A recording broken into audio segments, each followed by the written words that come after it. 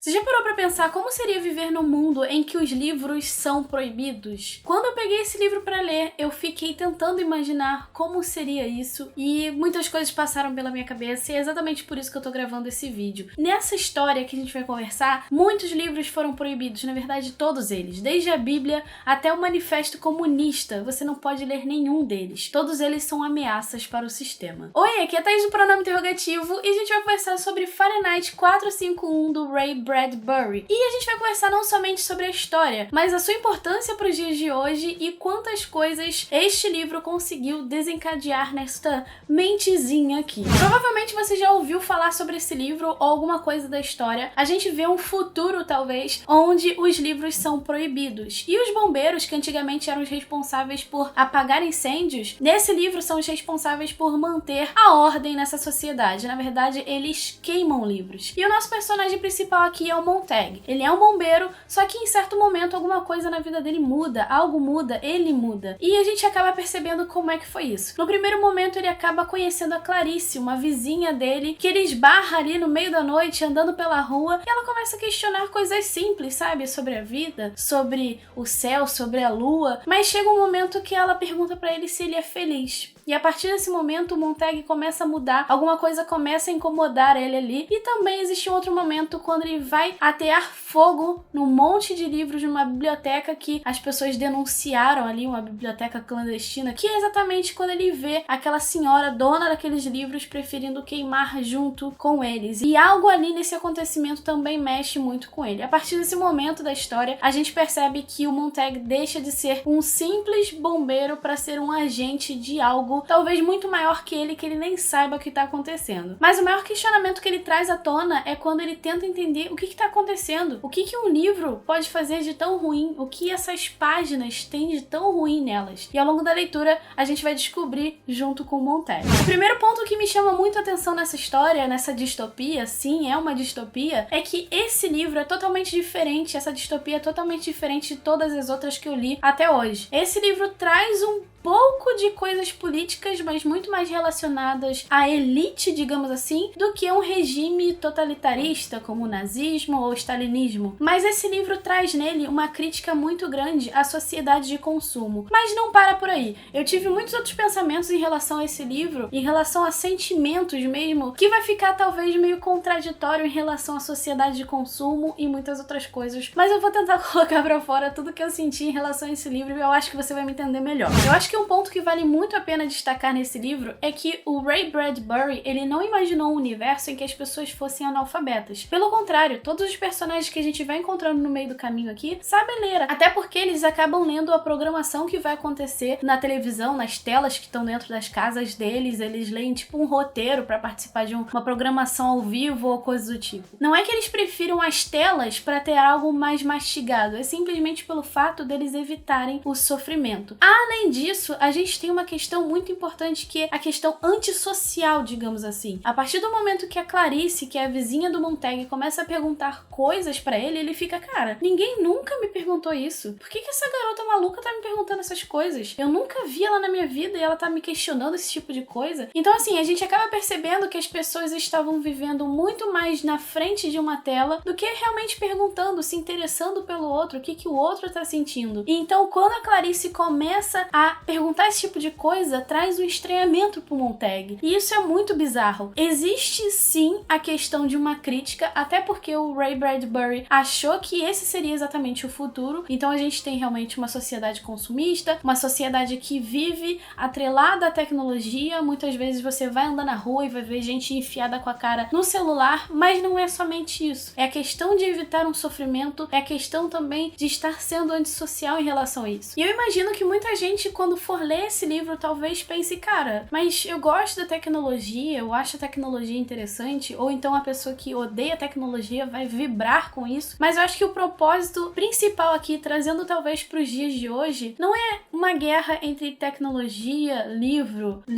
versus TV ou coisa do tipo. É exatamente a quantidade de tempo que você vive naquilo, como você maneja tudo isso. E além disso, o Ray Bradbury traz uma frase muito incrível que faz com que a gente reflita, não somente somente sobre os livros, mas sobre o pensamento individual, sobre pensar criticamente, pensar individualmente como crítica, ver algo como crítica. Que é assim, você não precisa queimar livros para destruir uma cultura. Apenas faça com que as pessoas parem de lê-los. E não necessariamente apenas livros, sabe? Você precisa realmente ter um pensamento crítico em relação a tudo, não acreditar em tudo exatamente como acontece no livro. Então, a esposa do Montag fica ali na frente da TV e ela acredita que tá lidando com a família dela ou coisa do tipo. Então, não é necessariamente apenas ler livros, é você ter realmente um pensamento crítico e saber como aproveitar as coisas da vida, aproveitar as coisas simples da vida, até porque a gente não leva nada, coisas tecnológicas quebram, a gente acaba perdendo tudo isso ao longo da nossa jornada. O que realmente fica é o nosso conhecimento. E eu acho que foi exatamente isso que esse livro me trouxe de fruto, sabe? Não é uma guerra entre tecnologia e livro, como eu disse no início, é simplesmente o que você está cultivando, o que você quer levar pro resto da vida, pelo que você quer ser lembrado. Então o Ray Bradbury para mim foi muito além da questão crítica do consumismo, da questão de manipulação de massa. Foi muito além disso. Ele foi para mim um guia em relação ao sentimento, ao conhecimento. E livros são conhecimento, mas você pode buscar todo esse conhecimento de muitas formas. É só você saber onde encontrar, como encontrar e manter também o seu pensamento crítico. Bom, caso você tenha lido esse livro, me conta aqui nos comentários se você pensa de forma diferente, o que você achou disso que eu pensei sobre esse livro, que eu quero muito saber, pra gente também continuar esse bate-papo, essa discussão aqui nos comentários. Também se inscreve aqui no canal caso você goste de falar sobre livro, série, filme, tudo isso, porque eu vou amar que você me faça companhia aqui. Também deixa seu joinha caso você tenha gostado, porque é muito importante, e me segue nas redes sociais também. A gente se vê no próximo vídeo, um super beijo e tchau, tchau!